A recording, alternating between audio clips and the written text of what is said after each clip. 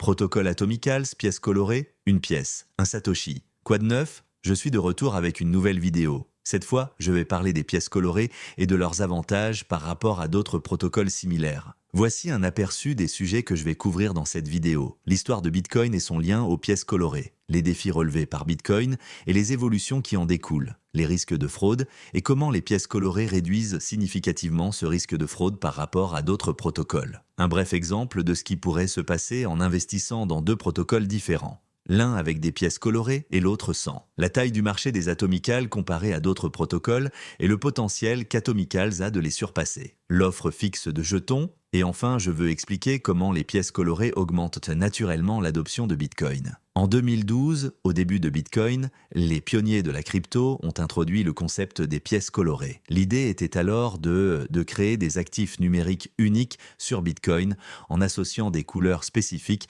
à des Bitcoins individuels pour représenter divers actifs. Avant que Vitalik Buterin ne travaille sur Ethereum, il était un contributeur précoce au développement et à la conceptualisation des pièces colorées. Sa participation a aidé à créer des artefacts numériques immuables sur les transactions Bitcoin. Ethereum n'était donc qu'un testnet. Le concept des pièces colorées est en fait un ancien concept, apparu il y a plus de 10 ans. Ce n'est pourtant que récemment qu'elles ont été mises en œuvre sous la forme de la norme des jetons ARC20. Un détail très important que les gens ont tendance à négliger. Comme toute innovation importante, l'évolution de Bitcoin est un chemin lent et long. Beaucoup de gens ne savent pas qu'avant que Vitalik Buterin ne commence Ethereum, il était un contributeur important à la conceptualisation des pièces colorées de Bitcoin. Dès ses premiers jours, Bitcoin a rencontré de nombreux défis. Le premier est la dépendance au prix de Bitcoin. Si le prix de Bitcoin augmentait ou diminuait de 100 ETH, la limite poussière changeait pour compenser, changeant ainsi la quantité minimale de Satoshi à envoyer. Depuis, la limite poussière est fixée à un minimum de 546 Sats. Atomicals va plus loin en réduisant la limite de Satoshi à un seul Satoshi grâce à la coloration partielle. Un autre défi était l'ancrage et la vérification des données. Atomical utilise des solutions de stockage de données décentralisées pour distribuer l'ancrage des données à travers le réseau. Les State Commitments sont également utilisés pour résumer l'état de la blockchain à des points spécifiques, permettant aux nœuds de vérifier les transactions par rapport à ces résumés plutôt qu'à l'ensemble de l'historique. Enfin, l'absence de vérification de paiement simplifié, également connue sous le nom de SPV. Atomical met en œuvre des protocoles SPV sécurisés et des preuves SPV compactes pour permettre la validation des transactions sans qu'il soit besoin de retracer l'ensemble de l'historique et permet une validation sécurisée en utilisant le minimum de données. Ensuite, je veux expliquer le potentiel de fraude qu'induit la blockchain et comment Atomicals, plus que d'autres protocoles, en réduit significativement les risques. Sur Atomicals, il n'y a pas de jetons préminés. Tous les minages sont équitables et gratuits.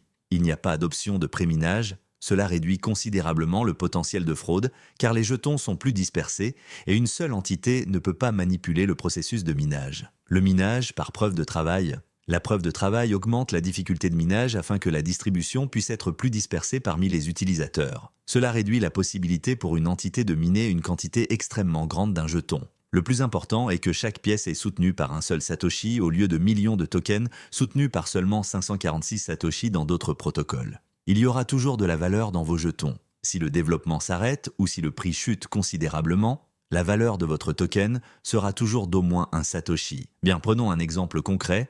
Nous sommes en 2025. Bitcoin se négocie à 500K USD. Shizzy a dépensé 1 BTC pour 50 millions de jetons ARC20 à 2 Satoshi par jeton.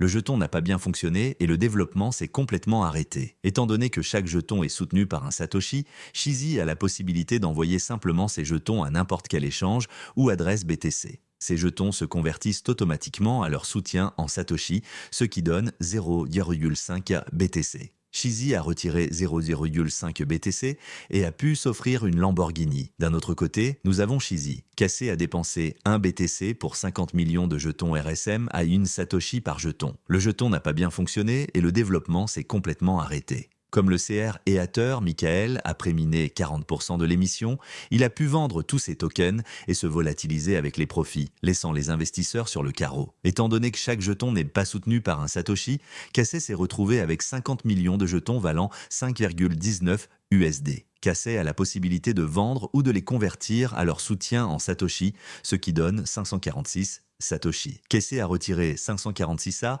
et a acheté un hamburger chez McDonald's, sans frites. Bien, revenons aux choses sérieuses. Comparons les tailles du marché de chaque protocole en se basant sur la taille des capitalisations boursières actuelles au sein de l'écosystème Bitcoin.